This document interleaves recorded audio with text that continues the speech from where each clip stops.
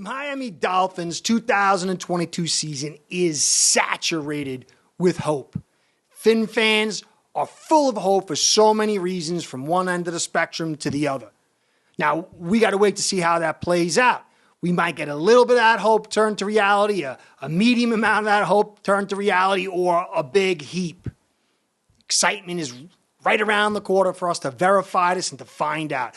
So instead of talking about projections, I want to talk about what is actual. And, some people love PFF. Some people like, and some people don't like it. Me, I like PFF. I don't think they're the end-all, be-all, but they provide a lot of great information. Now, they came out, Mike Renner did an article talking about how Xavien Howard was the best valued pick for the Dolphins since 2006. So I want to dig a little bit into Xavien Howard, what he's done so far, and talk about how long will this remain? Is there anybody in the wings waiting that could usurp Howard as the most valued pick? Long story short, I think there is. And this is good news because on the same team, you're going to have, in my mind, 2, maybe 3 players that are extraordinarily awesome value. Howard has been such a great player for Miami Dolphins.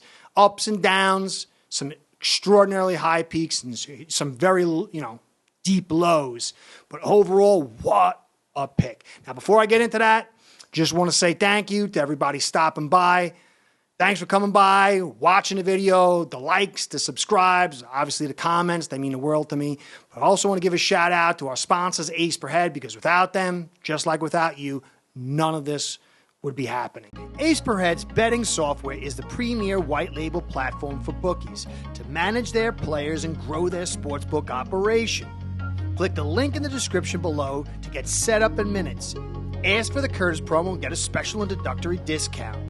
All right, Xavien Howard was picked in the second round, 38th overall. And it's clear this guy has been a star of stars. The highest impact player since Wake. And before that, you could say Taylor. This guy could go down in canon as one of the best Dolphins of all times if his career keeps heading in this trajectory. Now, Renner also had talked about in 2014, Jarvis Landry was probably second. He was vying for Howard to be the greatest overvalued pick, both taken a second round. But he had said that Howard had higher peaks. He has 27 picks during his career, I think 2 more than anybody else, next player up. So obviously, you got Howard. But for me, 2021, you got Holland in the second round. 2020, step down, and I don't think either of these players are going to vie to take the best value pick, but you got Davis and Hunt in the second round. 2019, guy who I really like. I think a lot of fans underappreciate his abilities. He's not going to take Howard's spot. I'm not saying that, but he's a high value pick. 5th round, Van Ginkel. Gesicki, 2018, the second round. I think Gesicki hasn't seen his best days. This guy has been restricted, and I think there's a possibility, because the tight end position can go so long and he's been healthy through his whole career, that he could maybe approach Howard or surpass a Landry. And then you got, obviously, said Landry in 2014. But then you go back and we had some of the worst drafts imaginable. You have to go all the way back to 1998 to Patrick Surtain in the second round to even get close to the area of Howard. And I think Surtain was a great corner, man. He was amazing, him paired with Madison. Madison was taken 97 in the second round. We seem to do really well in the second round with cornerbacks. So Surtain and Madison are guys that could possibly vie with Howard.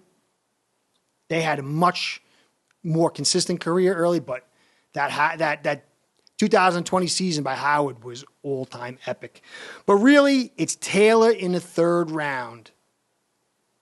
I don't think Howard's ever going to surpass Taylor. So you have to go from Howard all the way back to 1998 to find a better value. And then clearly the year before, Taylor in the 5th round, Zach Thomas in the 5th round of 97. much better value just because, the pick was much lower. But the Dolphins had this huge gap, and Howard really it was an amazing pick. But still, it's not a perfect pick, and we still have to see how his career shapes out. These others, like for me, Holland, I think Holland could definitely surpass Xavien Howard. Could. It's a long road for that. But the consistency element, I think, is what really has hurt Howard. If this guy could have been healthy from year one, what he could have done could have been all-time great. Now, if he can stay healthy for the next 2 or 3 seasons, I think he can lock it up. I still don't think like I said, he'll surpass Taylor. But in 2020, it's going to take a little bit of a framework to get Howard. Howard is a specialty player. You have to really understand. When this guy's in his special zone, there's few that have ever been like Howard. 2020, when he had that all-world season, it was the highest rate of zero coverage, man with total naked zero coverage that most people had ever seen. And that really set the framework for Howard. And a lot of people don't like Byron Jones or think he was overpaid, but Byron Jones being there, overpaid or not, allowed the zero coverage and allowed Howard to have his epic season. Now, last year, Howard took a step down from 2020. There's a few reasons for that. Now, man press, we had 463 plays in man press. A lot of man press. And Howard was rated the best man press cover corner in his time, in his career, in the NFL. Now, his passer rating over his career in man press is 42.2, and his completion percentage is 39.3. That's amazing. It's amazing. And then you add in all these picks. Now, he struggles outside of that. And sometimes I don't know if it's whether he's not able to really hit the mark on, say, zone coverage, or he's just baiting. He does a lot of baiting, kind of like what Deion used to do. Deion obviously did it better. But when you get outside that man press, he isn't kind of the same corner. Still not bad. So we have to be able to maintain this man press for him to thrive. And that means an opposite corner to him that's a high quality. It doesn't have to be elite, but high quality. So if Byron Jones goes down, Howard's going to have to struggle. Because what they can do is just leave Howard naked, not physically, but with no help, and roll coverages other directions, which forces the quarterback to have to do what he doesn't want to do, and that's throw to Howard. Because if not, they can just say, we're not going to throw to Howard, throw someplace else. But the defense can force quarterbacks to throw to Howard, and that leads into problems. So one element with Howard, I think it's talked about, some people talk about his run defense. If you look at 2017, he had a pretty solid, PFF rated him 75. And then 18, he was 83.5. Howard can play run defense. But, some people will say he makes business decisions not to make the tackle. But also, kind of sort of what Deion did, realizing that, if I'm in there a lot with these tackles, it's going to wear me down for the season and maybe through the course of the game and take away my most valuable asset, which is making that turnover. So some of me says he's kind of jaking it a little bit because he wants to make a business decision. But other part, I think it's just being wise, because the more hits you take, the slower it wears you down, and you don't have that spark, that burst to the ball.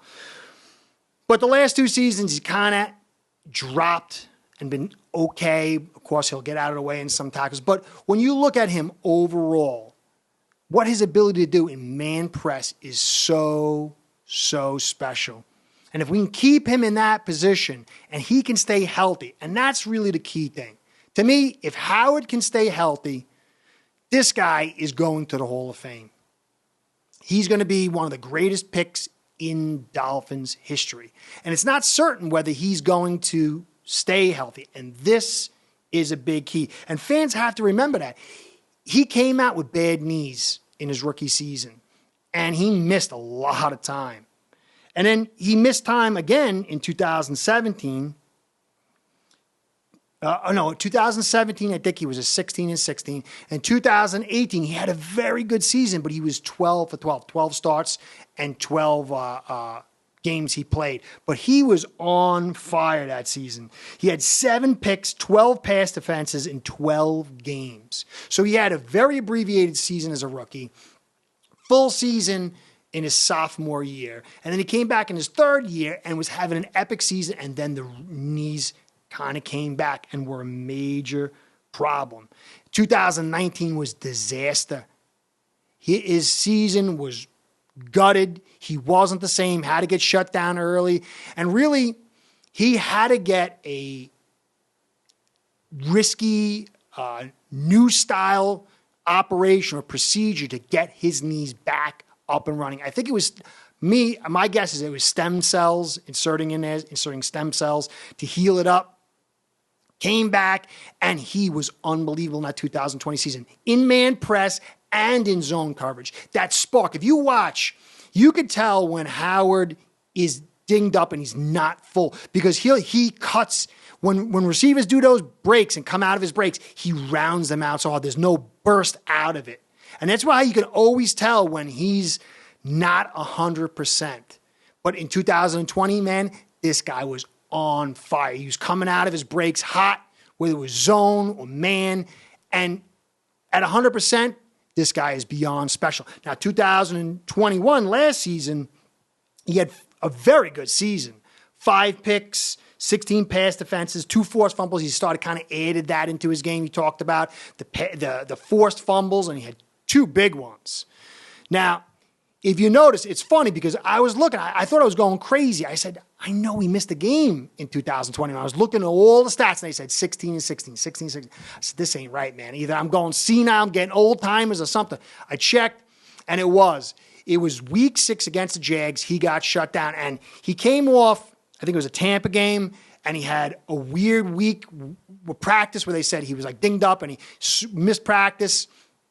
And then he came out and he was benched. Not benched, but he was put on the bench along with Byron Jones, healing their knees. Both were out against the Jags. And then when he came back, he went back to being the guy who doesn't come out of his breaks hot. He rounded them out. Still had a very good season. And we were able to get back into that man press more. Davis came back, and we were able to set up the man press zero coverage more and get him back in a groove. Because in man, he does a lot better. But it's the zone. Coming out of those breaks in zone is very difficult when his knees aren't hot. And he was struggling with that all season. Now, I don't know what's going to happen this year. I don't know how his knees are going to be. I mean, if we could, even if his knees aren't 100% and we can force the man press, kind of like we did in 2020, it's going to be all right. He's not going to reach his highest potential, but this guy, even if his knees are 80% over the next 2 or 3 seasons, it will be unbelievable if we can keep that zero coverage man press. But if we can't, and this is the problem. If teams can run on us, they can run us out of that zero coverage, and it force us to play zone.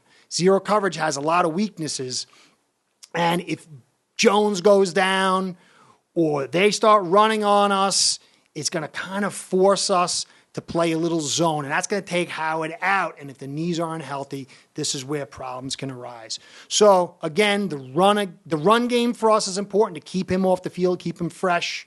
It's important for us to stop the run, especially in the A gap, and then obviously Jones on the outside. So there's a lot of things going around Howard that if they're in play, this guy's going to really dial it in. And I said, go to the Hall of Fame. But if not, we can have some problems. Now, to me, he's a great pick no matter how you slice it. A second-round pick, and even if you get the 3 seasons that he had and maybe another couple of pretty good ones, unbelievable pick. To me, though, as I said, Xavien Howard. This guy, he has that same spark that Howard has. And so far, no injury history. And I'm pegging him because there's something even, to me, even greater than Howard, because, Howard's a quiet guy. And there's nothing wrong with that. But something about Holland, that infectious personality, his talent, and so far, his durability. All these things wrapped together is just such a special talent. I'm setting up to do a very, very special podcast, film review of him, his rookie season. Him and Phillips. I really like Phillips, but I love Xavien Howard. I love Phillips' personality, but as a player, Xavien Howard is just like, for me, he's Wake. He's got that Wake specialty. He's got the Taylor specialty as far as personality and talent, and Zach Thomas. So I'm going to do something really special on that. But to me, I think this kid has a great chance to surpass Xavien Howard. I don't think he's ever going to pass Taylor. I'm prejudicial because Taylor to me was so special. Taylor, Thomas, Marino, Brian Cox. I love Brian Cox. I wish I could get some old. Anybody out there, I want to do some old film studies to show some fans how awesome some of these old players are, because I think a lot of new fans don't remember. To me, I love to do a film study on Brian Cox. Can I get my hands on old film? It's so hard. I don't understand why. Anyway, I didn't want to cut off onto that. I've been trying to find old tape because some of these old plays are in my heart. I love Taylor. I don't think anyone's going to go past him as far as these other players. Even Wake. I loved Wake to death, but he wasn't Taylor. Anyway, but Xavien Howard, I do think he can surpass Howard, and that would be amazing to see both these guys hitting their strides and battling it out together. Could be great film to watch. Anyway, I hope you enjoyed this little thing here. We had a very terrible, from like 99 all the way up into 2012 or something like that, with some really terrible drafts. Last 10 years or so, they've had some failings, but they've had some wonderful players. And Xavien Howard is just a special guy. Shame, the knees. Holland, ultra special, and he looks durable. So fans, there's a lot of things to go into the season to be hopeful for, but two facts are Holland and Howard are steals for when they were taken. Curtis saying thanks for staying to the end. Hope you enjoyed. See you soon. Go Phins. Start building your own online sportsbook today by getting signed up with acebread.com service that'll allow you to book action on sports from all around the world.